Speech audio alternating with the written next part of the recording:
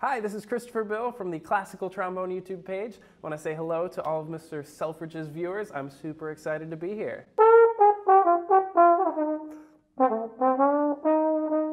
I'm here with my new good friend, Christopher Bill. He's an awesome YouTuber. He plays trombone and he does these awesome trombone arrangements. And he's going to be joining us today for a very special video, maybe a couple of videos. And we're going to start off with some questions that some of you guys have submitted on my YouTube channel. So let's get started with some of your questions.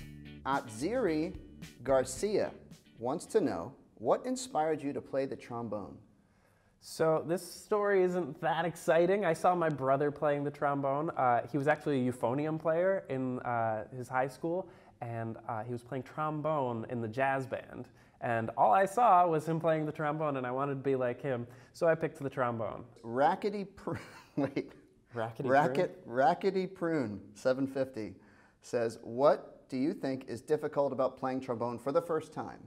For the first time. So playing the trombone for the first time, you're really just trying to get a buzz, and that's like any other brass instrument, is just trying to actually get that sound on the mouthpiece, and then try to actually get it to resonate within the horn.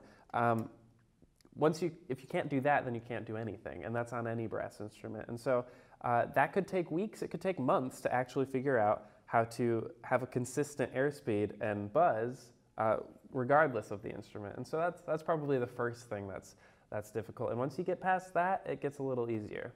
Marisol Rodriguez says, hello from Illinois. So, hi to Marisol. Hi. Is it hard playing trombone, having to move the slide, having to move your arm very far? Okay, so I use a technique that I've seen a lot of professional trombone players use, which is a lot of wrist action. And so you're actually not moving your whole arm like you would do, you would imagine doing when you see the instrument. You're not moving your shoulder, just watch kind of my arm.